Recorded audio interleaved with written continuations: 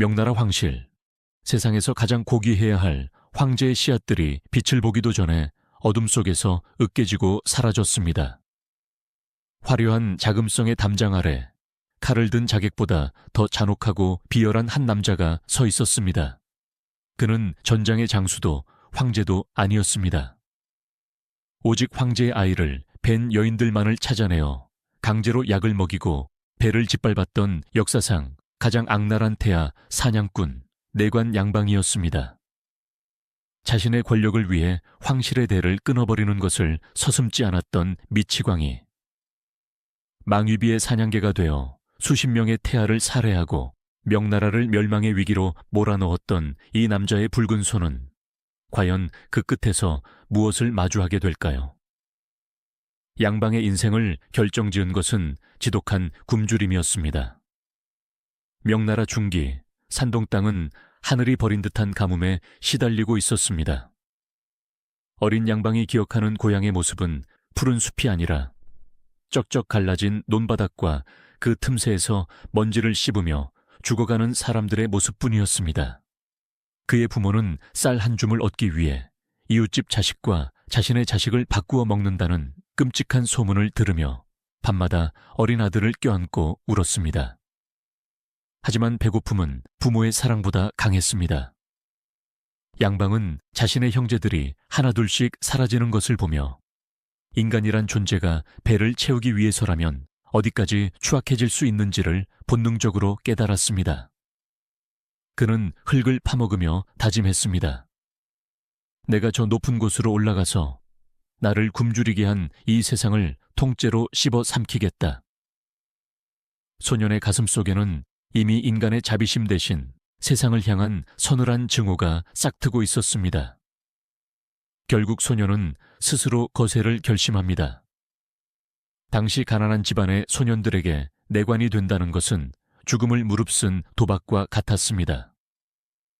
마취제도 없는 차가운 부엌 바닥에서 소년 양방은 직접 칼을 들었습니다.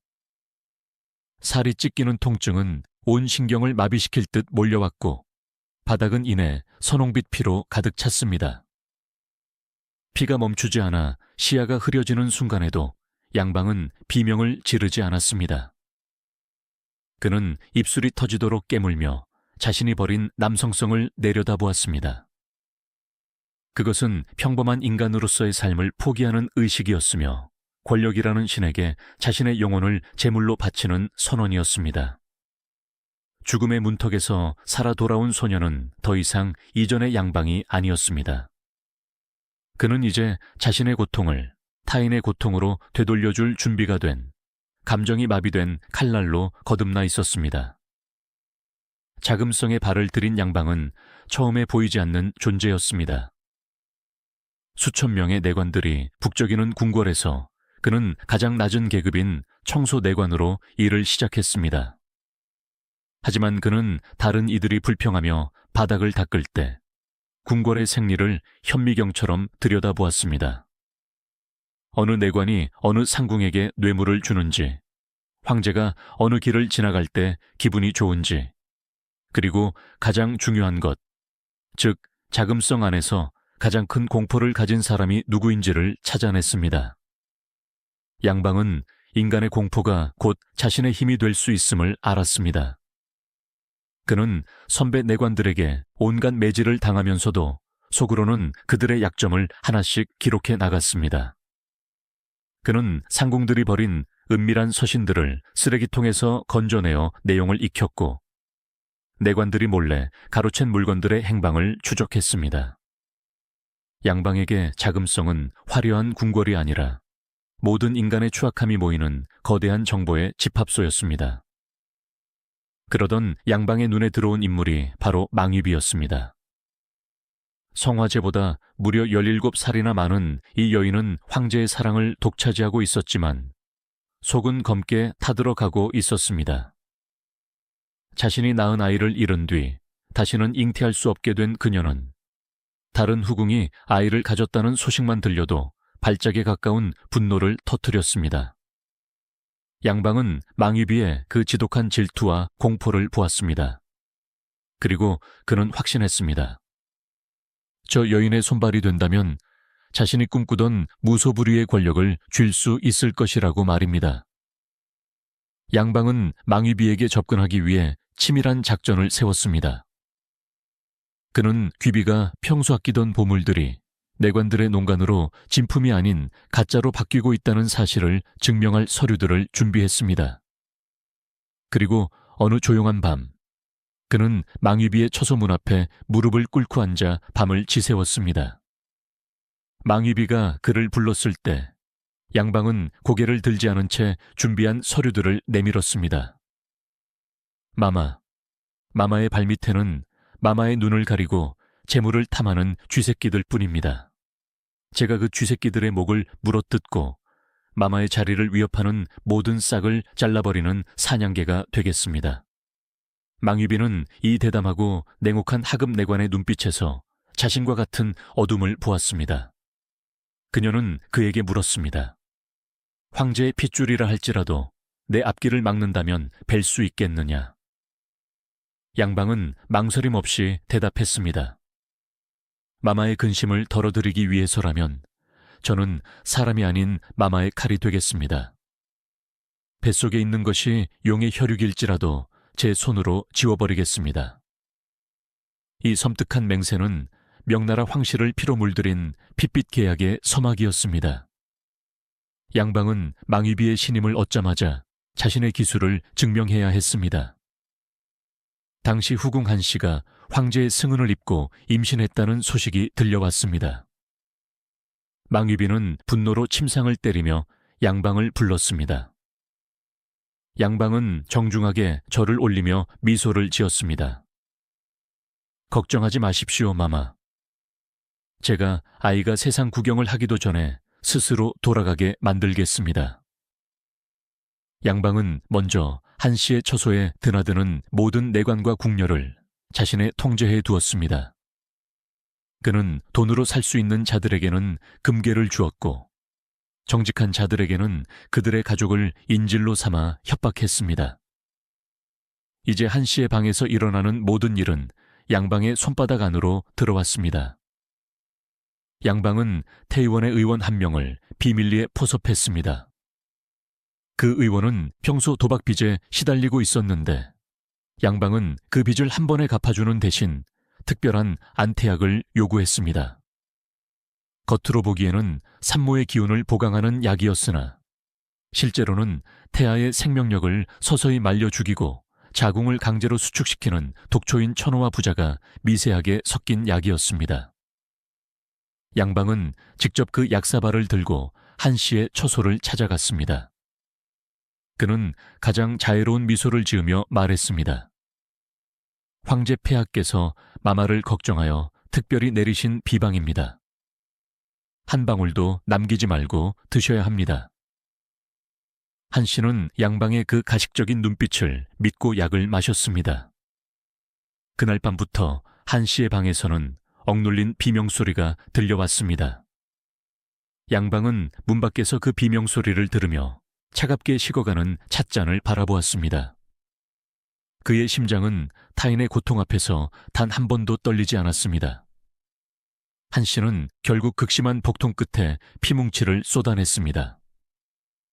양방은 미리 대기시켜둔 자신의 수하들을 시켜 그 흔적을 신속하게 지웠습니다. 마마께서 기력이 약하여 하늘이 아이를 데려간 것이니 슬퍼하지 마십시오. 양방의 위로 섞인 말은 한씨에게는 비수보다 날카롭게 꽂혔습니다. 양방은 그 태아의 사체를 궁궐 구석의 메마른 땅에 파묻으며 망위비에게 보고했습니다. 첫 번째 씨앗을 지웠습니다. 이제 마마의 정원은 평안할 것입니다. 망위비는 크게 기뻐하며 양방에게 정기품의 관복과 금 1000냥을 내렸습니다. 양방은 거울 앞에 서서 자신의 비단 옷을 매만졌습니다. 그는 자신의 옷에 묻은 보이지 않는 핏자국이 세상 그 어떤 보석보다 아름답다고 느꼈습니다. 양방은 이제 더 대담해졌습니다. 그는 단순히 약물을 쓰는 것에 그치지 않고 임신한 여인들의 심리를 파괴하는 수법을 연구했습니다. 그는 밤마다 후궁들의 처소 지붕 위로 고양이 울음소리를 흉내내는 사람들을 보냈고 방 안으로는 기괴한 형상의 목각 인형들을 던져 넣었습니다. 여인들이 공포에 질려 정신을 놓을 때마다 아이는 뱃속에서 약해졌고 양방은 그 틈을 타 다시 한번 약을 사용했습니다. 양방에게 자금성은 거대한 실험실과 같았습니다. 그는 어떤 여인이 어떤 자극에 가장 먼저 아이를 포기하는지, 어떤 약재가 태아의 목을 가장 확실하게 조르는지를 세밀하게 기록하여 자신만의 독서 두슈를 만들어 나갔습니다. 이 시기 양방은 황제 성화제의 마음을 사로잡는 법도 잊지 않았습니다. 그는 황제가 정치의 지루함에서 벗어나 쾌락에 탐닉하도록 전국에서 기이한 약초와 아름다운 소년들을 불러 모았습니다. 양방은 황제에게 남성의 기력을 폭발적으로 끌어올리는 최음제를 바쳤습니다. 그것은 황제의 건강을 서서히 망가뜨리는 독약이었으나 일시적인 즐거움에 취한 황제는 양방을 나의 가장 충직한 그림자라 부르며 총애했습니다. 양방은 황제의 침실을 지배함으로써 동시에 황제의 후손이 태어날 가능성 자체를 통제하기 시작했습니다. 황제가 쾌락의 늪에 빠져 허우적거릴수록 양방의 권세는 하늘 높은 줄 모르고 치솟았습니다. 양방은 자신의 권력을 유지하기 위해 궁궐 내부에 서창이라는 비밀 정보 조직을 강화했습니다. 그는 수천 명의 정보원들을 심어 관리들의 사생활을 캤고 자신에게 반대하는 학자들은 가차없이 역모로 몰아 처단했습니다. 양방의 눈을 피할 수 있는 곳은 자금성 안에 없다는 소문이 돌기 시작했습니다. 양방은 이제 단순히 내관이 아니었습니다. 그는 명나라라는 거대한 제국의 목줄을 쥔 사냥꾼이었으며 황실의 피를 말려버리는 저승사자였습니다. 하지만 그는 알지 못했습니다. 자신이 파묻은 수많은 씨앗들 중 하나가 훗날 자신을 파멸로 이끌 거대한 폭풍이 되어 돌아올 것이라는 사실을 말입니다. 양방은 여전히 자신의 손에 묻은 피의 온기를 느끼며 더 큰 권력을 향한 굶주림을 채우기 위해 어두운 복도를 걸어갔습니다. 양방이 망위비의 신임을 얻고 궁궐의 실권을 장악하기 시작하면서 자금성의 공기는 눈에 보이지 않는 끈적한 공포로 가득 차기 시작했습니다. 사람들은 겉으로 평온한 척 미소를 지었지만 속으로는 양방의 발소리만 들려도 심장이 멎는 듯한 충격을 받았습니다. 양방은 이제 단순히 명령을 수행하는 하수인이 아니었습니다. 그는 자금성이라는 거대한 유기체의 신경망을 하나하나 장악해 나갔습니다. 그는 궁궐의 모든 주방, 모든 빨래터, 모든 약방에 자신의 눈과 귀를 심어두었습니다. 어느 후궁이 아침 식사를 거르는지, 누구의 눈가에 임신촉이 특유의 핏기가 도는지 양방은 보고를 받기도 전에 본능적으로 감지해냈습니다. 양방은 자신의 권력을 공고히 하기 위해 그림자 내관이라 불리는 비밀 조직을 만들었습니다. 이들은 양방처럼 가난에 찌들어 인간성을 잃어버린 하급 내관들로 구성되었습니다. 양방은 그들에게 비단 옷을 입히고 고기를 먹이며 한 가지를 주입했습니다. 너희의 주인은 황제도 법도 아니다. 오직 나 양방만이 너희를 배불리 먹일 수 있다. 이들은 궁궐 구석구석을 누비며 임신한 여인들의 낌새를 찾아내는 사냥개들이 되었습니다. 양방은 이들을 통해 자금성 안의 모든 소문을 통제했습니다. 누군가 양방의 이름을 부정적으로 언급했다는 보고가 들어오면 그 사람은 다음 날 소리 소문 없이 사라졌습니다. 사람들은 양방을 가리켜 보이지 않는 황제라 부르기 시작했습니다. 양방의 범죄가 이토록 대담해질 수 있었던 가장 큰 배경은 황제 성화제를 완벽하게 무력화시킨 데 있었습니다. 양방은 황제가 제정신으로 궁궐의 안녕을 살피지 못하도록 정교한 약물 공작을 펼쳤습니다. 그는 서역에서 온 기이한 상인들을 통해 얻은 특별한 약재들을 연구했습니다. 이 약재들은 일시적으로 남성의 기운을 폭발적으로 끌어올려 극심한 쾌락을 주지만 장기적으로는 뇌와 신경을 마비시켜 의지력을 박탈하는 성질을 가지고 있었습니다. 양방은 이를 용의 기운을 돋우는 비방이라 속여 황제에게 매일같이 바쳤습니다. 성화제는 양방이 바치는 약물에 중독되어 점차 현실 감각을 잃어갔습니다. 황제는 낮에는 멍하니 앉아 벽을 바라보거나 양방이 들려주는 허무맹랑한 이야기들에 귀를 기울였고, 밤에는 약물에 의지해 쾌락의 늪으로 빠져들었습니다. 황제가 정신이 몽롱한 틈을 타 양방은 자금성의 모든 주요 결제 서류에 황제의 어인을 직접 찍었습니다. 양방은 황제의 침소 옆에 자신만의 작은 방을 만들고 황제가 찾는 모든 여인과 물품을 자신이 직접 검수했습니다.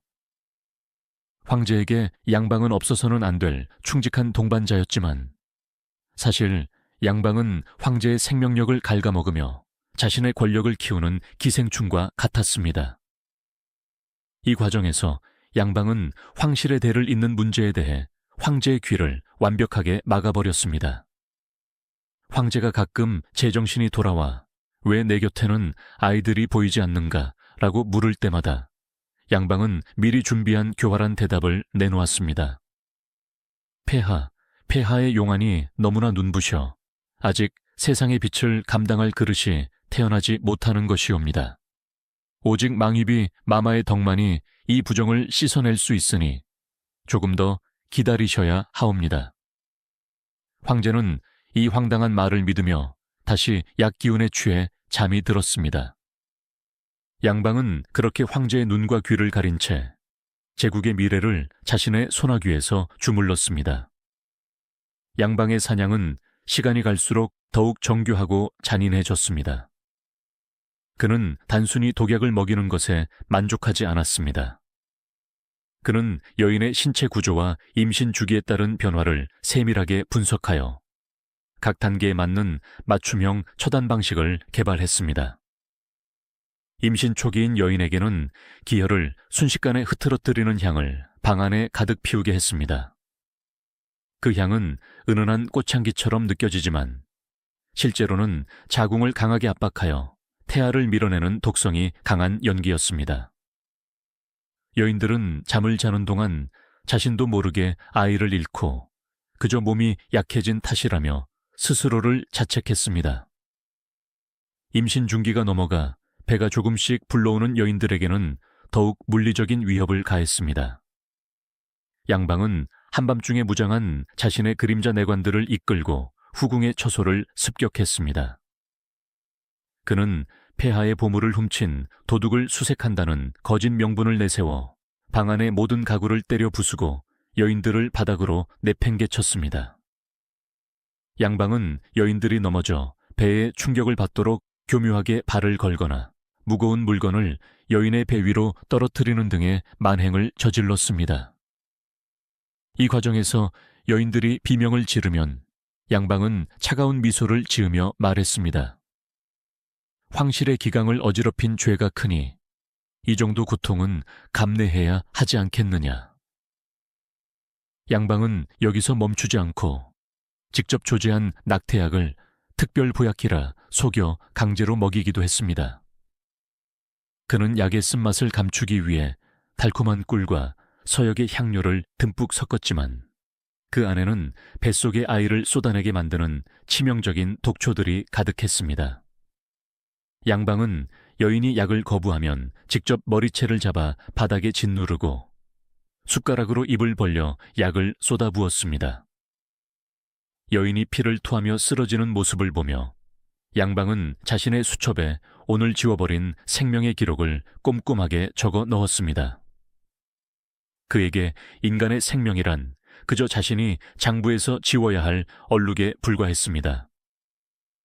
양방의 잔혹함을 가장 잘 보여주는 사건 중 하나는 후궁 왕씨와 관련된 일이었습니다.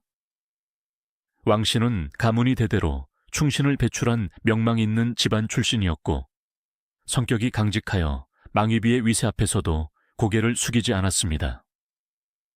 그녀가 임신했다는 소식이 들리자 양방은 전례 없는 집요함으로 그녀를 괴롭혔습니다.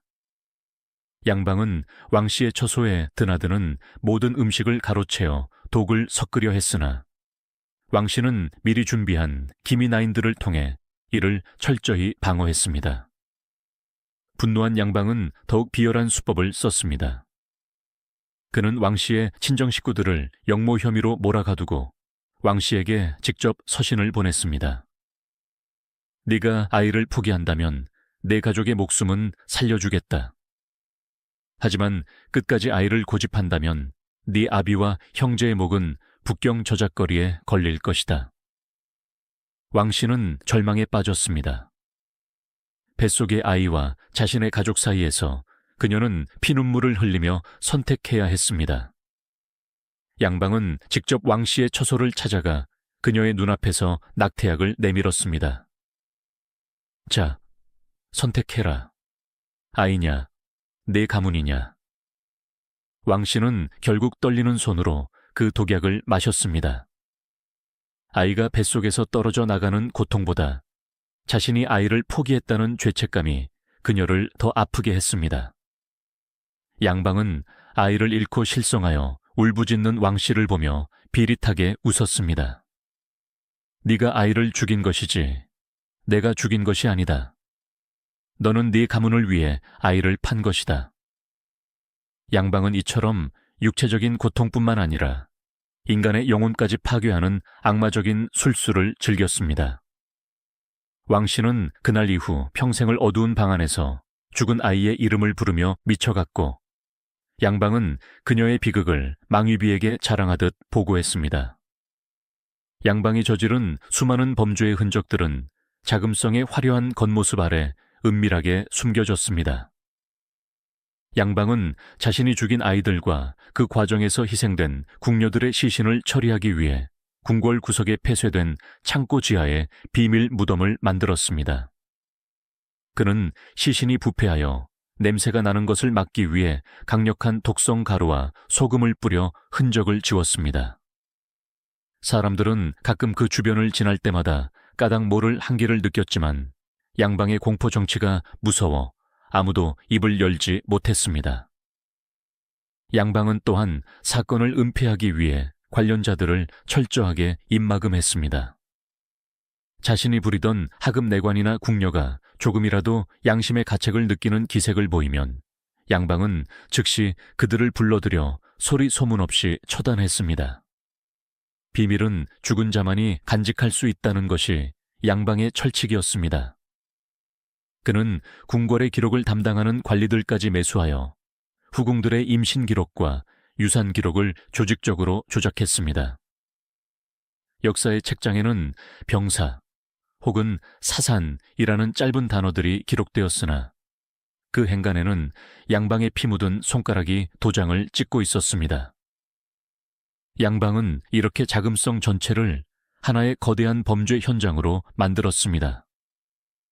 그는 자신이 죽인 생명들의 수만큼 금괴를 모았고 그 금괴로 더 큰 권력을 샀습니다. 그는 이제 자신이 명나라의 정통성 자체를 결정할 수 있다는 오만에 빠졌습니다.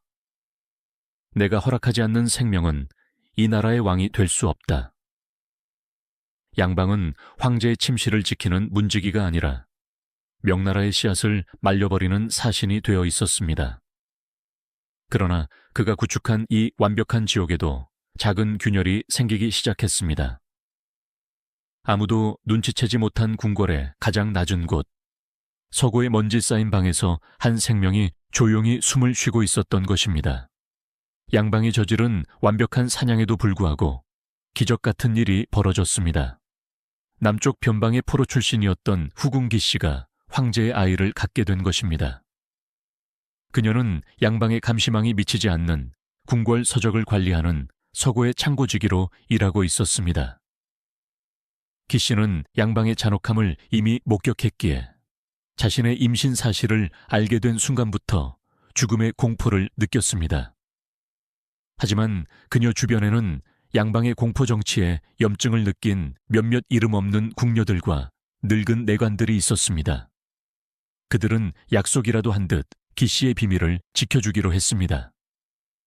양방의 귀에 들어가면 아이와 우리 모두는 죽는다. 그들은 기씨에게 헐렁한 옷을 입히고 그녀가 큰 병에 걸려 배가 부풀어 오르는 것이라며 거짓 소문을 퍼뜨렸습니다. 양방의 수하들은 화려한 처소의 후궁들을 감시하는데 혈안이 되어 있었기에 먼지투성이 서고에서 일하는 미천한 기씨에게는 큰 관심을 두지 않았습니다. 양방은 자신의 정보망이 완벽하다고 자만하며 매일 밤 망위비와 함께 승전보를 올리듯 처리된 아이들의 숫자를 세고 있었습니다. 하지만 양방의 예리한 코는 서서히 기씨의 존재를 감지하기 시작했습니다. 그는 어느 날 서고 근처를 지나가다 임산부 특유의 냄새와 주변 사람들의 수상한 행동을 포착했습니다. 양방은 자신의 처소로 돌아와 지도를 펼쳐놓고 서고 주변을 유심히 살폈습니다. 내 그물에 구멍이 났구나. 양방의 눈빛은 굶주린 늑대처럼 번득였습니다. 그는 즉시 자신의 최측근 내관들을 불러 기씨의 처소를 이 잡듯 뒤지라고 명령했습니다. 양방은 이번 사냥이 자신의 권위에 대한 도전이라 생각하며 그 어느 때보다 잔인한 처단을 계획했습니다.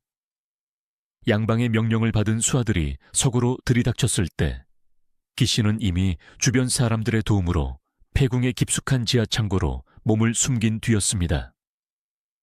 양방은 분노했습니다. 자금성 안에서 자신의 눈을 피해 숨을 수 있는 곳은 없다고 믿었기 때문입니다. 그는 직접 횃불을 들고 궁궐의 지하 통로를 수색하기 시작했습니다. 양방의 거친 숨소리와 차가운 발소리가 지하 벽을 타고 울려 퍼졌습니다. 나오너라. 네가 숨는다고 해서 그 씨앗이 살아남을 것 같으냐. 양방의 광기 어린 목침소리에 쥐들조차 숨을 죽였습니다.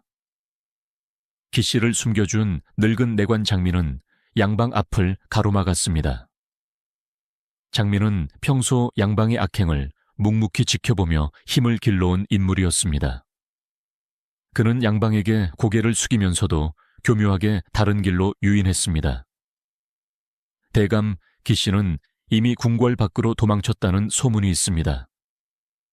서쪽 문 쪽을 살펴보시는 게 어떻겠습니까? 양방은 장민의 눈을 뚫어지게 쳐다보았습니다. 양방은 장민이 거짓말을 하고 있다는 것을 직감했지만 한편으로는 자신의 수하들이 서쪽 문에서 수상한 그림자를 보았다는 보고를 올리자 잠시 망설였습니다. 이 찰나의 순간이 아이의 운명을 갈랐습니다. 양방이 서쪽 문으로 발길을 돌린 사이 기씨는 극심한 진통을 시작했습니다. 차가운 지하 바닥, 낡은 가마니 위에서 명나라의 새로운 태양이 될 아이가 태어났습니다. 아이는 울음소리조차 내지 못하도록 입이 막힌 채 세상에 나왔습니다. 양방은 뒤늦게 속았다는 것을 깨닫고 다시 지하로 달려왔지만 이미 아이는 장민의 품에 안겨 폐궁의 더 깊은 어둠 속으로 사라진 뒤였습니다. 양방은 피가 묻은 가마니를 발견하고 포효했습니다. 반드시 찾아내라. 그 핏덩이를 찾아내어 내 발밑에 바쳐라. 양방의 사냥은 이제 단순한 임무를 넘어 자신의 존재를 건 필사의 전쟁으로 변해가고 있었습니다. 양방이 폐궁 지하 창고에서 갓 태어난 아이의 흔적을 놓친 그날 밤, 자금성의 공기는 차가운 얼음장이 아니라 불타는 지옥으로 변했습니다. 양방은 자신의 생애에서 단 한 번도 경험해보지 못한 패배감과 공포를 동시에 느꼈습니다. 망위비에게 이미 모든 씨앗을 지웠다고 호언장담했던 그에게 살아남은 황제의 핏줄은 곧 자신의 목을 겨누는 작두날이나 다름없었습니다. 양방은 그날 밤 자금성의 모든 문을 걸어 잠그고 개미 한 마리조차 빠져나가지 못하도록 삼엄한 경계를 명령했습니다. 그의 광기는 곧바로 잔혹한 수색으로 이어졌습니다. 양방은 자신의 사병과도 같은 그림자 내관들을 동원하여 궁궐 안의 모든 구석을 뒤지기 시작했습니다. 단순히 사람을 찾는 것이 아니었습니다. 그는 아이의 울음소리가 들리는 곳은 그 뿌리까지 뽑아버리라고 명령했습니다. 그 수색 과정은 차마 눈뜨고 볼 수 없는 참상이었습니다. 양방은 기씨를 돕거나 그녀의 임신 사실을 알고도 묵인했을 가능성이 있는 하급 궁녀들과 환관들을 무차별적으로 잡아들였습니다. 그는 그들을 지하 고문실로 끌고 가 인두로 살을 지지고 손톱을 뽑으며 아이의 행방을 물었습니다. 그 핏덩이가 어디에 있느냐?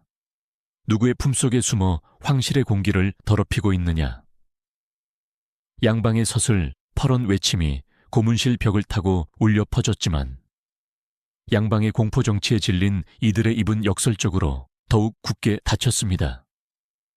그들은 양방에게 죽임을 당하느니 차라리 황제의 아이를 지키다 죽는 것이 인간으로서 마지막 자존심을 지키는 길이라 믿었습니다.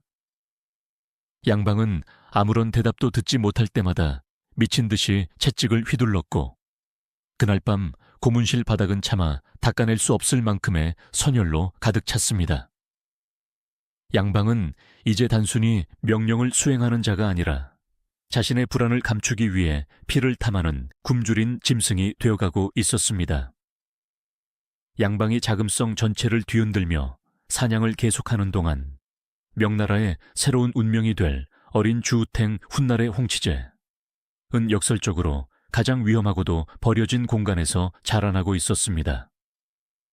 아이를 품에 안고 도망친 늙은 내관 장민은 아이를 페비오 씨가 머물던 서궁의 후미진 방에 숨겼습니다. 페비오 씨는 과거 망위비와의 권력 다툼에서 밀려나 폐위된 여인으로 양방과 망위비에게는 잊혀진 존재이자 죽은 목숨이나 다름없었습니다. 양방은 실패한 자들의 방에는 관심 없다며 그곳을 수색 범위에서 제외하는 실수를 범했습니다. 페비오 씨는 차가운 바닥에 누워있는 핏덩이 같은 아이를 보고 눈물을 흘렸습니다. 그녀는 자신의 몰락을 가져온 자들에 대한 원망을 뒤로하고 이 어린 생명을 지키는 것이 곧 하늘의 뜻임을 깨달았습니다. 장민은 매일같이 양방의 눈을 피해 자신의 밥그릇에서 한 숟가락씩 밥을 덜어내어 기씨와 아이에게 전달했습니다. 이 밥물은 아이의 생명줄이요. 이 침묵은 나라의 희망입니다. 장민은 양방이 자신의 처소를 수색할 때마다 가장 비굴한 미소를 지으며 양방의 비위를 맞췄고 품속에 숨긴 아이의 베넷 저고리가 들킬까봐 매 순간 심장이 터질 듯한 고통을 견뎌냈습니다. 어린 주우탱은 폐궁에 먼지 쌓인 구석에서 쥐죽은 듯 조용히 자라났습니다. 아이는 신기하게도 자신이 소리를 내면 죽음이 찾아온다는 것을 아는 것처럼 배가 고파도 크게 울지 않았습니다. 대신 어머니 기씨의 마른 젖을 물고 좁은 방안을 기어 다녔습니다. 양방이 문 밖에서 아이의 울음소리가 들린다며 억지를 쓰며 지나갈 때마다 기씨는 아이의 입을 손으로 막고 숨을 죽였습니다. 자금성의 화려한 연회장에서는 양방이 가로챈 보물들이 빛나고 있었지만 어두운 폐궁의 방 안에서는 단 한 그릇의 묽은 미음이 한 제국의 정통성을 이어가고 있었습니다. 이것은 양방의 완벽한 정보망을 비웃는 가장 낮은 자들의 위대한 연대였습니다. 아이를 찾지 못한 날들이 길어질수록 양방의 정신은 서서히 무너져 내리기 시작했습니다. 그는 자신이 구축한 철옹성 같은 자금성 안에서 누군가 자신을 비웃고 있다는 망상에 시달렸습니다. 특히 망위비가 아직도 그 아이를 찾지 못했느냐며 매일같이 다그칠 때마다 양방은 자신의 심장을 바늘로 찌르는 듯한 압박감을 느꼈습니다. 그는 자신의 처소에서 혼자 술을 마시며 환청을 듣기 시작했습니다. 대감, 왜 우리를 죽였나요?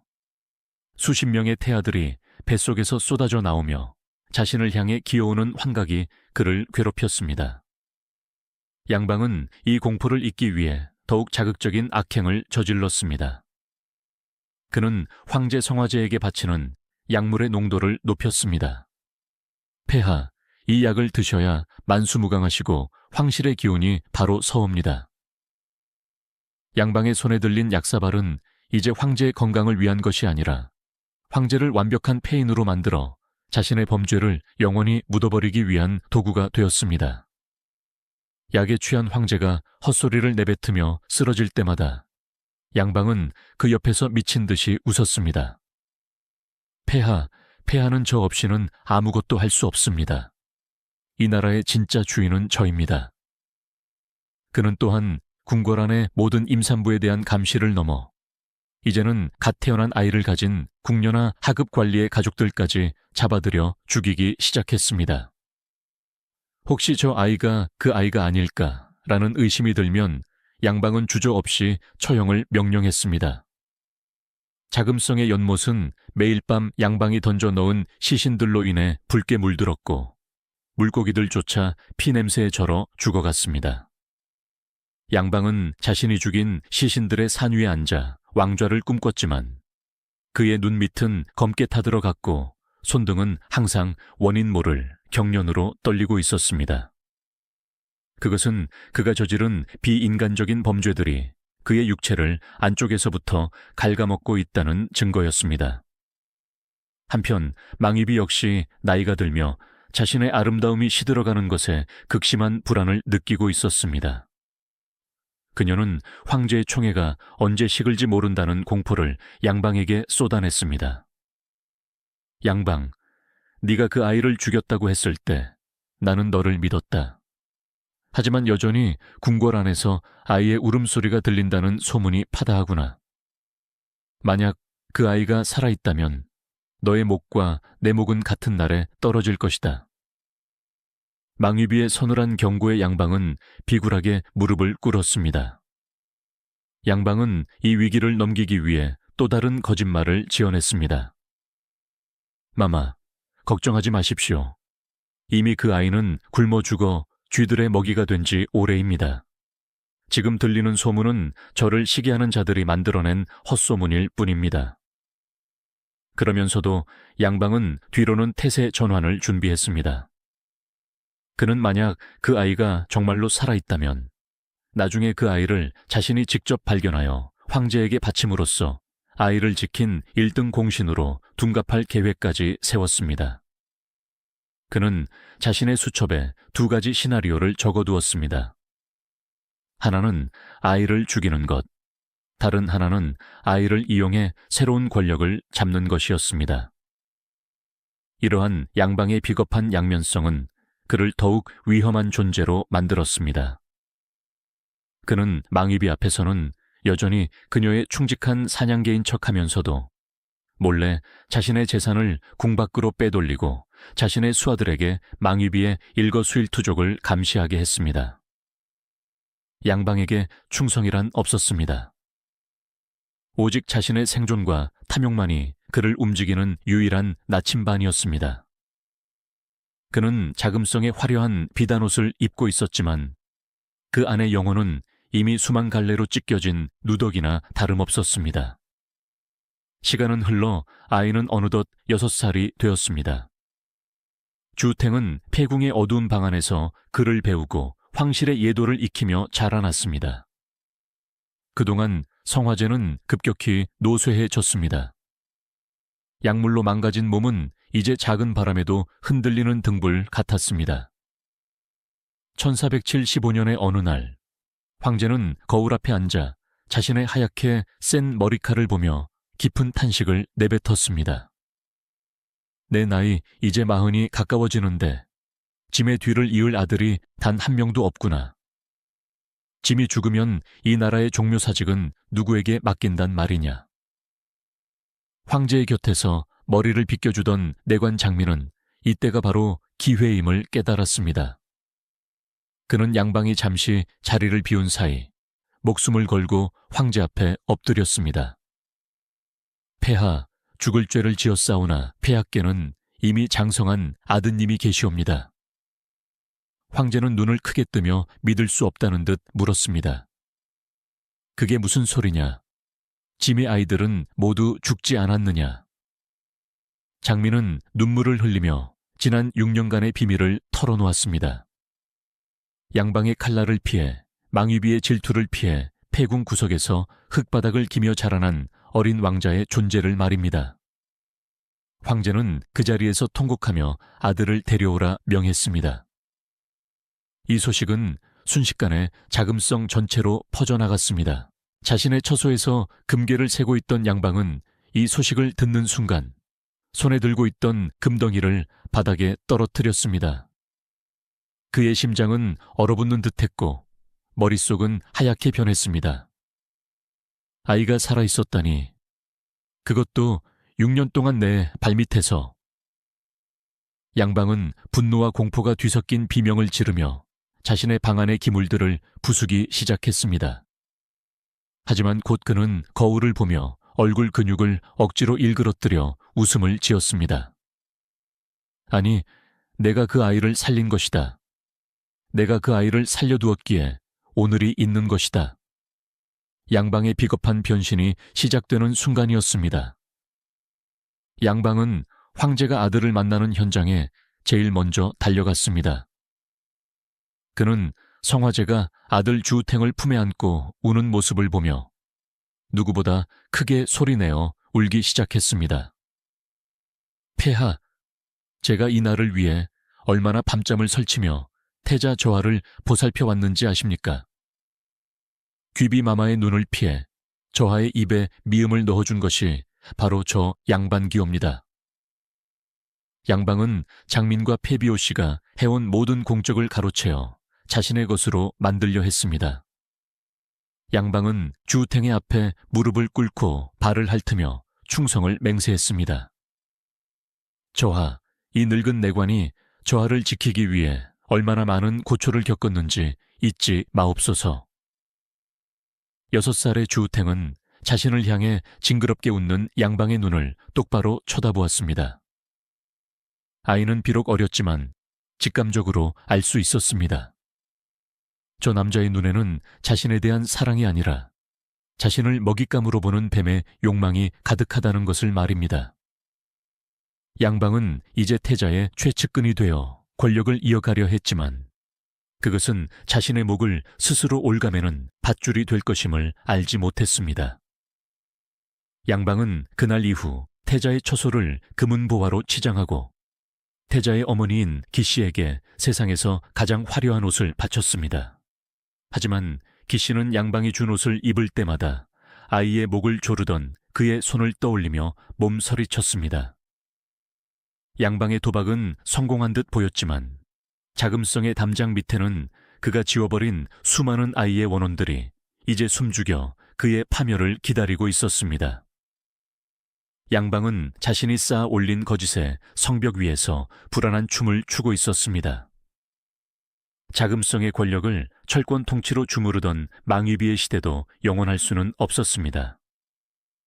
1487년 자금성 안에서 가장 화려하고도 서늘했던 여인 망위비가 세상을 떠났습니다. 그녀의 죽음은 단순한 한 권력자의 서거가 아니었습니다. 그것은 양방이 지난 수십 년간 쌓아 올린 악의 제국을 지탱하던 가장 거대한 기둥이 무너졌음을 의미했습니다. 망위비는 죽기 직전까지도 자신이 지워버린 아이들의 환영에 시달리며 비명을 질렀고 그녀가 숨을 거두던 날 자금성의 하늘은 핏빛 노을로 물들었습니다.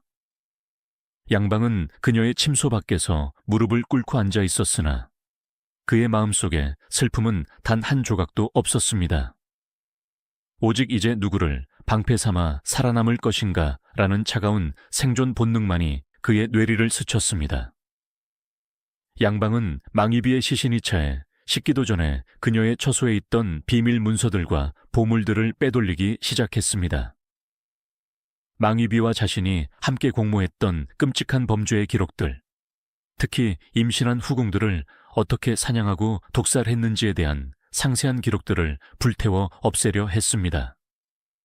그는 이제 망위비라는 거대한 그늘에서 벗어나 자신을 억압받던 충신으로 둔갑시켜야 했습니다. 양방은 망위비의 장례식에서 누구보다 통곡하며 슬퍼하는 척했지만 그의 눈은 이미 새로운 권력의 중심이 될 태자 주우탱의 처소를 향해 번득이고 있었습니다. 하지만 양방이 간과한 것이 있었습니다.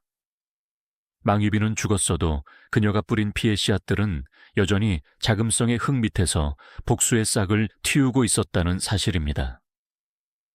망위비의 뒤를 이어 성화제 역시 급격히 무너져 내렸습니다. 평생을 양방이 바친 기괴한 최음제와 환각제의 의지에 살아온 황제의 육체는 이미 속에서부터 완전히 썩어 문드러진 상태였습니다. 양방은 황제를 살리기 위해서가 아니라 자신의 권력을 조금이라도 더 연장하기 위해 더 독한 약물을 들이부었습니다. 폐하, 이 약을 드셔야 만수무강하시고 태자 저하의 앞날을 지켜주실 수 있사옵니다. 양방의 손에 들린 약사발은 이제 황제에게 구원이 아닌 죽음의 독배가 되었습니다. 황제는 정신이 혼미한 와중에도 양방의 옷자락을 붙잡으며 살려달라 애원했지만 양방은 차가운 눈으로 황제의 마지막 생명력이 꺼져가는 과정을 지켜보았습니다. 1487년 9월 성화제가 결국 승하했습니다. 황제의 죽음은 양방에게 청천벽력과 같은 위기였습니다. 자신이 중독시킨 황제의 시신 옆에서 양방은 잠시 망설였습니다. 이대로 도망칠 것인가, 아니면 새로운 황제에게 다시 줄을 댈 것인가. 그는 자신의 창고에 쌓인 산더미 같은 금괴들을 떠올렸습니다. 그 금괴들은 그가 죽인 아이들의 목숨값이었고 그 금괴들이 있는 한 자신은 어디서든 왕처럼 살 수 있다고 믿었습니다. 하지만 자금성의 문은 이미 굳게 닫혀 있었고 성화제의 서거와 함께 그동안 양방의 발밑에서 숨죽여 지냈던 관리들과 내관들이 칼날을 갈며 일어날 준비를 하고 있었습니다. 양방은 서둘러 선황제의 유언을 조작하여 자신의 지위를 보장받으려 했지만 이미 대세는 그가 감당할 수 있는 수준을 넘어서고 있었습니다. 드디어 폐궁의 어둠 속에서 자라난 아이, 주우탱이 명나라의 제9대 황제인 홍치제로 즉위했습니다. 즉위식 날, 자금성의 만조백관들은 이 어린 군주를 보며 눈물을 흘렸습니다. 죽음의 문턱을 넘어 살아남은 이 아이의 존재 자체가 양방과 망위비가 저지른 악행에 대한 살아있는 증거였기 때문입니다. 홍치제는 왕좌에 앉아 제일 먼저 자신을 노려보던 양방을 쳐다보았습니다. 양방은 가장 비굴한 자세로 엎드려 머리가 깨지도록 바닥에 찌으며 외쳤습니다. 폐하, 제가 폐하를 지키기 위해 망위비의 칼날을 몸으로 막아내었나이다. 제가 없었다면 폐하께서는 오늘 이 자리에 계시지 못했을 것이옵니다. 양방은 뻔뻔하게도 자신이 과거에 저질렀던 모든 태아살의 범죄를 망위비의 강요에 의한 것으로 돌리고 자신은 뒤에서 몰래 아이들을 살리려 애썼다는 거짓 서사를 만들어냈습니다. 그는 심지어 홍치제의 어머니인 기씨의 가문을 위해 막대한 재물을 기부하고 홍치제가 어린 시절 먹었던 미음을 자신이 직접 구한 것이라며 눈물로 호소했습니다. 하지만 홍치제의 눈은 차가웠습니다. 어린 시절 어머니 기씨가 양방의 발소리만 들려도 자신의 입을 틀어막으며 공포에 떨던 그 감촉을 홍치제는 평생 잊지 못했기 때문입니다. 홍치제는 당장 양방의 목을 베는 대신 그가 저지른 모든 죄상을 낱낱이 밝혀내어 천에 공개하기로 마음먹었습니다. 그것은 단순한 복수가 아니라 짓밟힌 황실의 정통성을 바로 세우는 의식이었습니다. 홍치제가 등극하자 자금성의 공기는 순식간에 바뀌었습니다. 어제까지 양방의 구두를 닦으며 아부하던 내관들이 이제는 양방의 죄를 고발하기 위해 줄을 섰습니다. 양방이 구축했던 공포의 정보망 서창은 해체되었고 그곳에서 양방의 손발이 되어 악행을 일삼던 요원들은 차례로 감옥으로 끌려갔습니다. 양방은 자신의 처소에서 떨리는 손으로 금괴를 만지며 버텼습니다. 내게는 돈이 있다. 돈으로 대신들을 사고 돈으로 군대를 사면 된다. 그는 자신의 전 재산을 털어 홍치제의 측근들에게 뇌물을 보내기 시작했습니다. 하지만 돌아온 것은 뇌물을 거절하는 서늘한 답장과 더욱 좁혀오는 수사망뿐이었습니다. 양방은 이제 자신의 처소 밖으로 한 걸음도 나가지 못하는 처지가 되었습니다. 그가 지나갈 때마다 사람들은 침을 뱉었고 어린 내관들은 아이 잡아먹는 귀신이 여기 있다며 돌을 던졌습니다. 밤이 되면 양방은 자신이 죽인 아이들의 원혼이 자신의 방 창문을 두드리는 환상에 시달렸습니다. 그는 금괴로 방을 가득 채우고 그 위에 누워 잠을 청하려 했으나 금괴의 차가운 촉감은 그가 지워버린 아이들의 차가운 살결처럼 느껴졌습니다. 양방은 미친 듯이 소리를 지르며 자신의 머리카락을 쥐어뜯었습니다. 사냥꾼이 이제 자신이 만든 덫에 걸려 서서히 죽어가는 사냥감이 된 것입니다. 홍치제는 특별 조사 기구를 설치하여 양방의 집과 비밀 창고를 샅샅이 뒤지게 했습니다. 그곳에서 발견된 것들은 전 세계를 경악하게 만들었습니다. 양방이 직접 작성한 낙태 전담 기록부에는 어떤 후궁에게 어떤 약초를 써서 아이를 지웠는지, 그 여인이 얼마나 고통스럽게 죽어갔는지가 아주 세밀하게 기록되어 있었습니다. 이씨 후궁 임신 3개월, 수은과 사상자를 섞어 미음에 투입, 사흘 만에 하혈하며 아이 소멸. 이 건조한 문장들은 양방이 인간의 생명을 얼마나 하찮은 실험 도구로 여겼는지를 보여주는 결정적인 증거였습니다. 또한 양방이 황제를 약물로 중독시키기 위해 사용했던 기괴한 약재들의 명단과 조제법도 발견되었습니다. 황실의 태이들은 이 명단을 보고 얼굴이 하얘졌습니다. 그것은 약이 아니라 인간의 정신을 완전히 파괴하는 금기된 동물들의 집합체였기 때문입니다. 조사 과정에서 양방에게 매수되어 낙태를 도왔던 의원들과 내관들이 차례로 잡혀왔고, 그들은 양방의 잔인한 고문이 무서워시키는 대로 했다며 울먹였습니다. 양방의 죄목은 산더미처럼 쌓여갔고, 이제 북경의 저작거리에는 양방의 살점을 한 점씩 베어내야 한다는 민심의 분노가 들끓었습니다. 양방은 이제 단순히 환관의 권력을 남용한 죄인이 아니라 인류 역사상 유례를 찾기 힘든 연쇄 살인마이자 태아 사냥꾼으로서 심판의 단두대 앞에 서게 되었습니다. 양방은 드디어 황궁 수비대에 의해 포박되었습니다. 그가 그토록 사랑했던 비단옷은 찢겨나갔고 그의 몸에서는 그가 숨겨두었던 보석들이 우수수 떨어졌습니다. 양방은 지하 감옥으로 끌려가는 와중에도 홍치제를 향해 울부짖었습니다. 폐하, 제가 폐하를 위해 얼마나 많은 금괴를 모아두었는지 보십시오. 그 모든 재산을 폐하께 드릴 터이니 제 목숨만은 살려주소서. 저는 오직 황실을 위해 악역을 자처했을 뿐입니다. 양방의 이 비참한 구걸은 자금성의 담장을 넘어 백성들에게 전해졌고, 백성들은 그를 향해 인분을 던지며 조롱했습니다. 감옥 안에서 양방은 자신이 누렸던 모든 부귀영화를 잃고 오직 차가운 쇠사슬에 묶인 채 죽음을 기다려야 했습니다.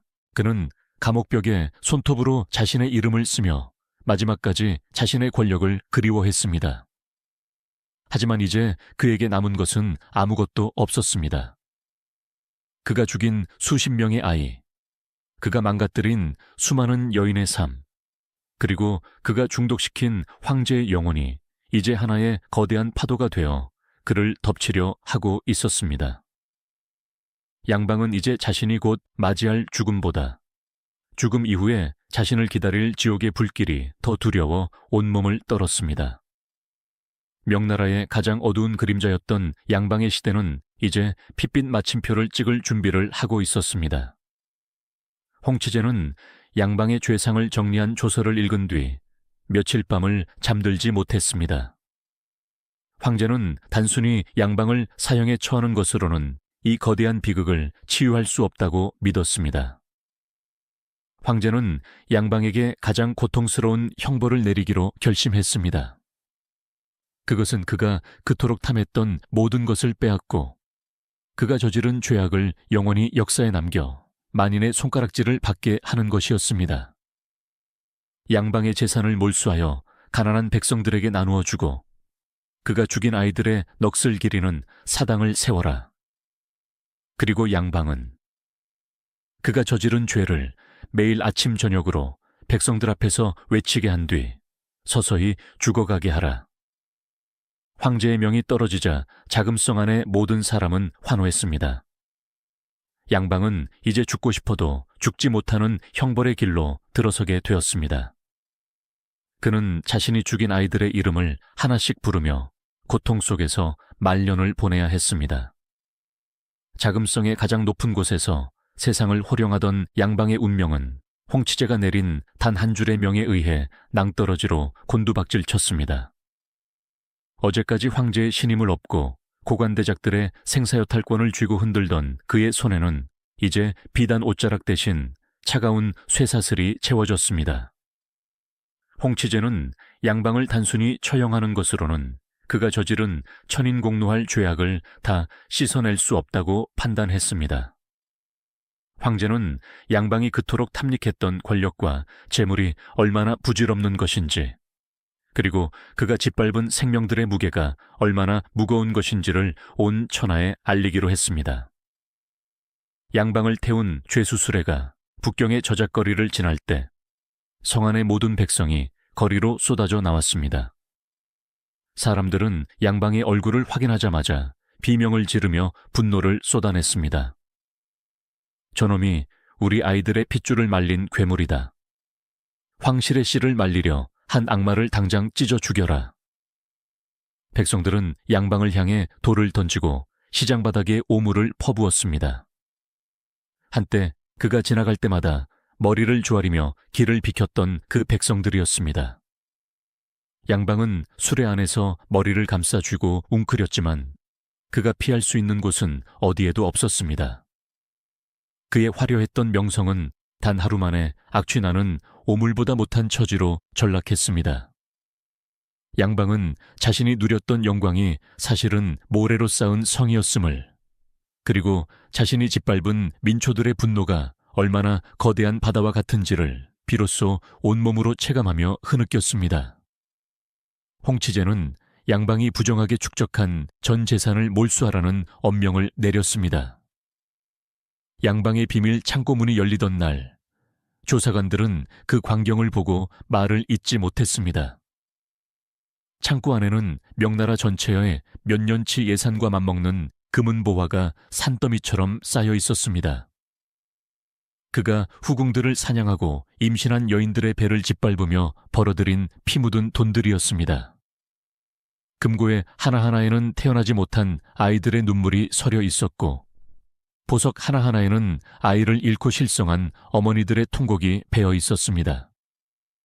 홍치제는 이 재산을 단순히 국고로 귀속시키지 않았습니다. 그는 양방의 재산을 털어 가뭄과 기근에 시달리는 백성들에게 곡식을 나누어 주게 했으며 양방의 손에 희생된 여인들의 넋을 기리는 사당을 세웠습니다. 또한 양방의 범죄를 도운 환관들과 의원들의 가산을 몰수하여 그 피해자들의 남겨진 가족들에게 위로금으로 전달했습니다. 양방은 감옥 창살 너머로 자신의 분신과도 같았던 황금들이 백성들의 밥그릇으로 변해가는 과정을 지켜보아야 했습니다. 그것은 양방에게 육체적인 고문보다 더 극심한 고통이었습니다. 평생을 나만이 가질 수 있다는 탐욕으로 살아온 그에게 자신의 재산이 타인의 생명을 살리는 데 쓰이는 모습은 자신의 존재 자체가 부정당하는 형벌이었기 때문입니다.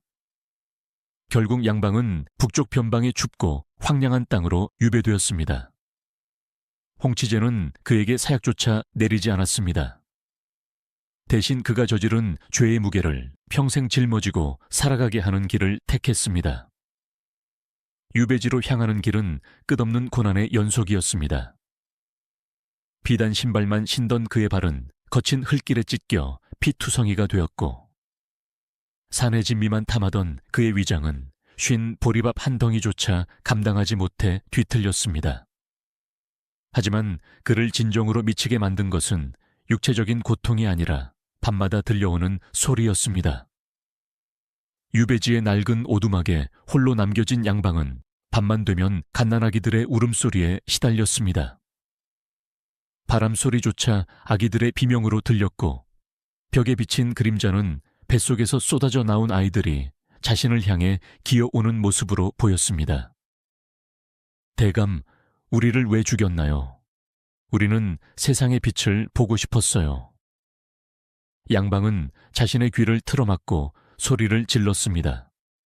나는 시키는 대로 했을 뿐이다. 망위비가 시킨 일이다. 그는 허공을 향해 변명하고 애걸했지만 환청은 사라지지 않았습니다. 양방은 공포에 질려 자신의 손톱이 빠지도록 방바닥을 긁으며 용서를 빌었습니다. 그는 자신이 죽인 수십 명의 태아의 이름을 하나하나 부르며 미쳐갔습니다.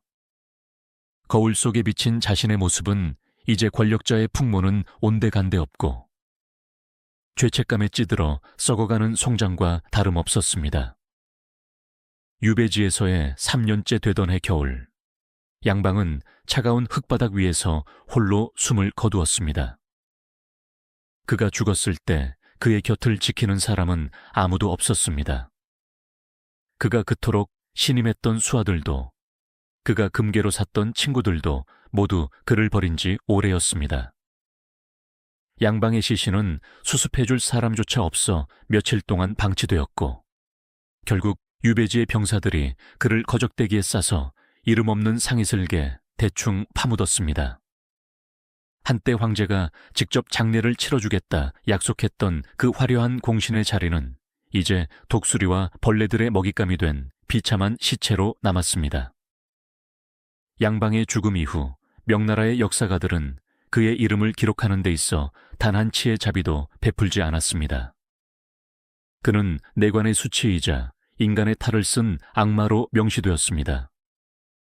그가 세웠던 모든 공적은 기록에서 삭제되었고, 오직 그가 임신한 여인들을 어떻게 사냥하고 황실의 씨를 말리려 했는지에 대한 추악한 기록만이 후세에 경고로 남겨졌습니다. 양방은 자신이 죽어서 영웅으로 기억되길 바랐지만 역사는 그를 가장 비열한 전범으로 낙인 찍었습니다. 그의 무덤은 곧 무너져 내렸고 그가 누구인지 알려주는 비석조차 세워지지 않았습니다. 그것은 생명을 소중히 여기지 않은 자에게 내리는 역사의 가장 냉혹하고도 당연한 보복이었습니다. 양방처럼 금괴와 보석을 쌓아 올리기 위해 타인의 눈물을 외면하고 생명을 짓밟는 삶이 과연 승리한 삶일까요? 홍치제라는 어린 태양 앞에 속절없이 무너져 내린 양방의 몰락은, 불이하게 얻은 권력은 결코 영원할 수 없으며 진실은 세월이 흘러도 반드시 수면 위로 떠오른다는 사실을 증명합니다. 양방은 자신의 손에 묻은 피를 닦아내지 못한 채 지옥으로 향했지만 그의 이야기는 오늘을 사는 우리에게 생명의 고귀함과 정의로운 삶의 가치를 다시 한번 일깨워줍니다. 이제 이야기를 마무리하며 여러분께 묻고 싶습니다. 유배지에서 밤마다 들려오는 아이들의 울음소리에 피눈물을 흘리며 미쳐갔던 양방의 그 마지막 모습, 그것은 진정한 참회였을까요? 아니면 단순히 죽음의 공포 앞에 무릎 꿇은 비겁한 자의 마지막 발악이었을까요? 화려한 장례식을 치르며 영웅으로 대접받던 그 순간과 이름 없는 상이슬게 거적대기에 쌓여 버려진 그 순간, 이 극명한 대비가 우리에게 말해주는 것은 무엇일까요? 양방의 일대기는 우리에게 무거운 침묵을 남깁니다. 한때 황제보다 더 높은 곳에서 세상을 내려다보았던 권력자, 그러나 그 끝은 이름 없는 상이슬게 차가운 시신뿐이었습니다. 인생의 황홍이에 접어들어 지나온 길을 되돌아볼 때 과연 진정한 승리란 무엇입니까? 금괴로 쌓아 올린 성은 비바람에 무너지지만 사람의 마음을 얻은 자의 이름은 역사에 영원히 남습니다.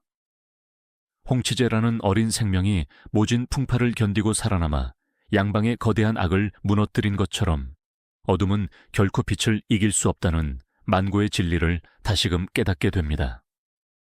권력의 정점에서 탐욕에 눈이 멀었던 사냥꾼 양방.